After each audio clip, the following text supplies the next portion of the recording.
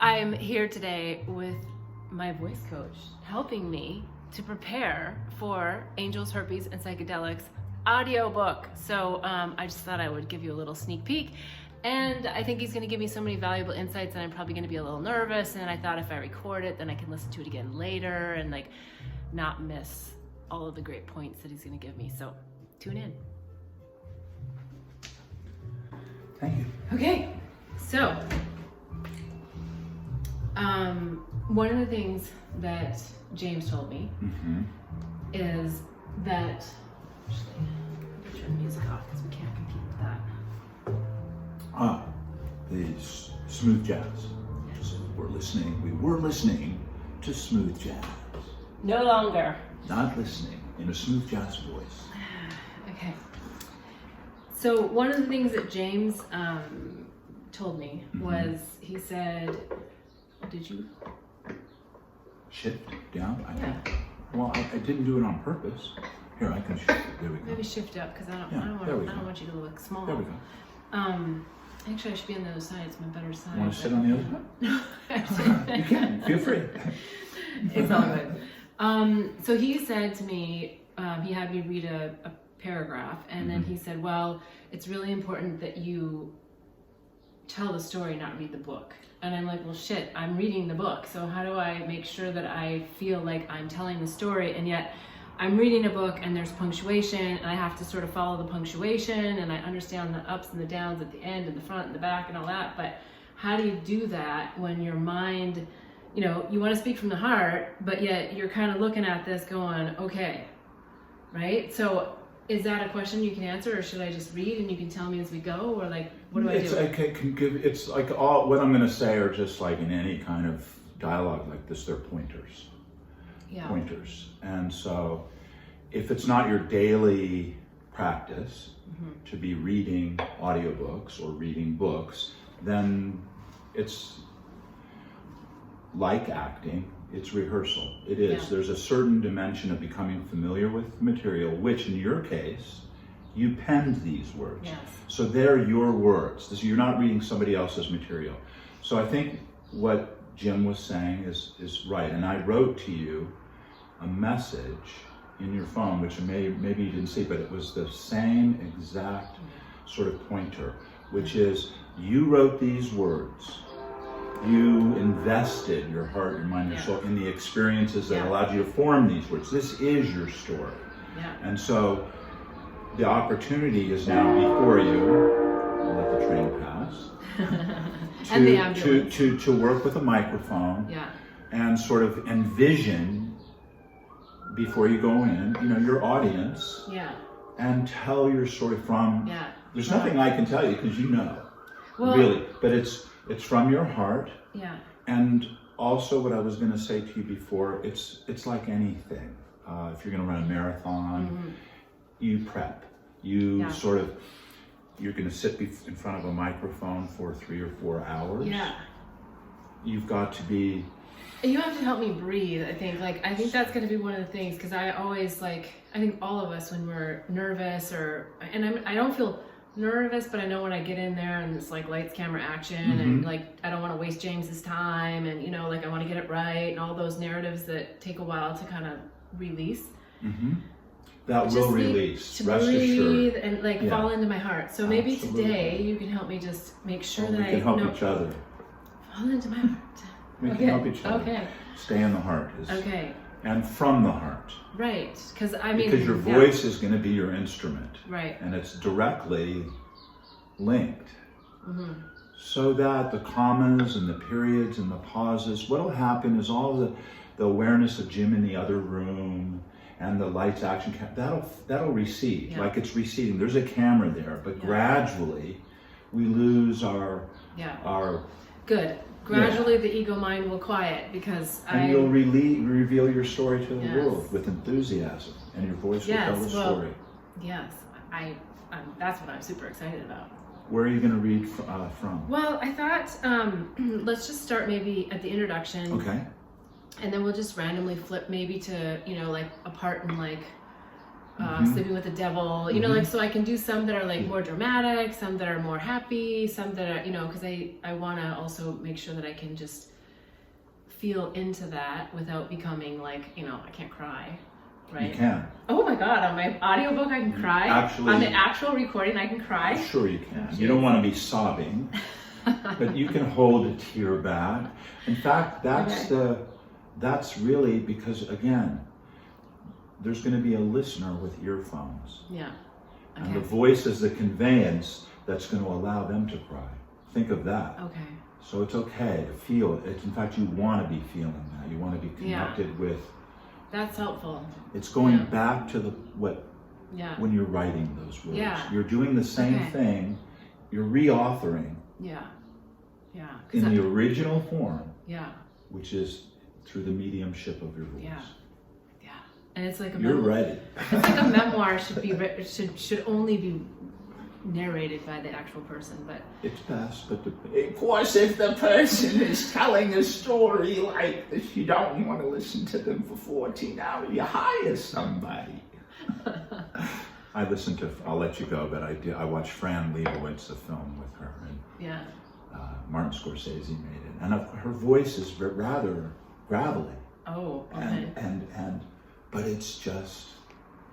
So the voice is a conveyance. She conveyed so much. Okay, so there you go. Chest open, chin up, down, all around, because the monitor will be here in front of me. Like, is that what I'm gonna? Monitor will be in front of you, like the camera phone is now, and the words will be scrolling, in plenty of size for you to see clearly. Should I do this? Yeah, if you can read it from that distance. I know, because it's not exactly big, but you I can read it. Okay, you can. Good. Okay, so yes, it is just. And what you're going to do is he's recording. If you feel like you need to take a natural pause, kind of catch your breath, take it. Okay. There's no problem. So I'll just listen.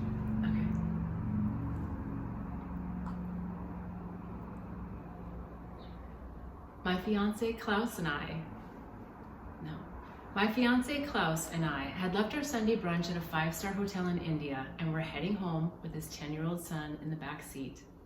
Cars, trucks, motorbikes, and tuk-tuks inundated the busy road as people, chickens, and cows dodged traffic. I felt like I was reading that too much.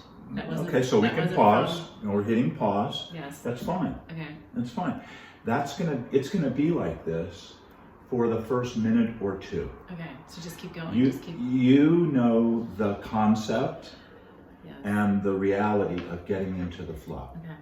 This is all that you're doing right now. You're warming right now. Consider this warm up. Yes. You're whatever it takes to kind of. You see a runner. They're doing all this before they run the race. They're throwing that off, but also you won't have somebody like me sitting next to you. You really are going to be in your space. Okay. So divorce your awareness from my being even next to you, and I'll kind of just slip out. Yeah. And yeah. I'm okay with that. Like, I don't feel nervous reading it. I just feel like I have to get out of my head. So you will just trust that. Okay. And then you'll stop me when you want to give me feedback. Okay. I'd like to listen to at least a whole paragraph. Okay. A whole thought, and then how about I read the whole page? Sure. And that way it'll just get me into the flow. It is about the flow. We hope. Yeah. You will. Okay. My fiance, Klaus, and I had left our Sunday brunch at a 5-star hotel in India and were heading home with his 10-year-old son in the back seat. Okay, now it will pause. Okay, and I'm not going to read it for you. Okay, I want you to take your time. Okay. I want you to take your time. My fiance, Klaus. My fiance, Klaus and I.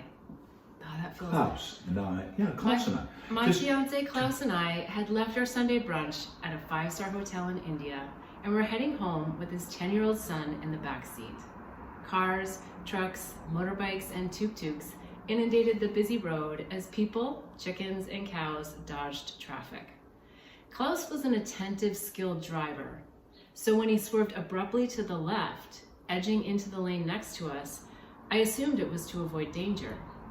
This prompted me to glance over the back of Klaus's shoulders just in time to witness a motorcycle slam into the back of the tuk-tuk next to us. I gasped at the thud of metal. Lily! I gasped at the sickening thud of metal on metal as the rider disappeared from view. Klaus had eliminated that narrow space between the cars where the motorbikes weaved in between vehicles. Was it intentional? No emotion showed on his face, not even when his son, echoing my thoughts, screamed from the back seat, "Dad, did you do that on purpose?" Klaus sped away from the scene, and I felt myself swallow my terror as my body began to tremble involuntarily deep within. I could no longer deny that I'd fallen prey to a con man with a devilish demeanor. This was the man who I thought was my soulmate and the love of my life. Fearing for my safety and wondering what else this man was capable of, I needed to find a way out of this nightmare. I was stunned that it was even possible that an educated, well-traveled woman like me could find herself in this situation. Okay, can we stop there? Mm-hmm. Because I think there's. I was going to do the actor's exercise thing and go like, okay, stop right there. I'm not. Okay. So, when you're saying these adjectives like stunned, Right. Stunned. when you're still reading. I know. Yeah, you're still reading, and that's okay. That's okay. You're gonna shift gears into. So, I'm not going to read it for you. Why not? Can I read a little? Yeah. Okay. Because what happens is, I don't want to suggest, and then you feel obligated to mimic a style. Okay, then don't read. Just give me the word stunned. Like, how would you say stunned? Or maybe like a few words before and after. My fiance Klaus and I had left our son to, take the pauses, like, and immediately, like, remember the listener. It's in this first paragraph that they're going to make friends with you, the reader. Right. So you've got to kind of, in a way, come forth here. February, start there. Actually, I want to hear that date. February 2013. Oh, okay. Yeah. That will actually, believe it or not, that'll be a big trigger. It's like be cinematic. Okay. Think, okay, it's a timeline. February 2013. Right. You're taking the reader back in time. Okay. My fiance Klaus and I had left our Sunday brunch at a five-star hotel in India where we were heading home with I have to read like this, okay, with his 10-year-old son in the back seat.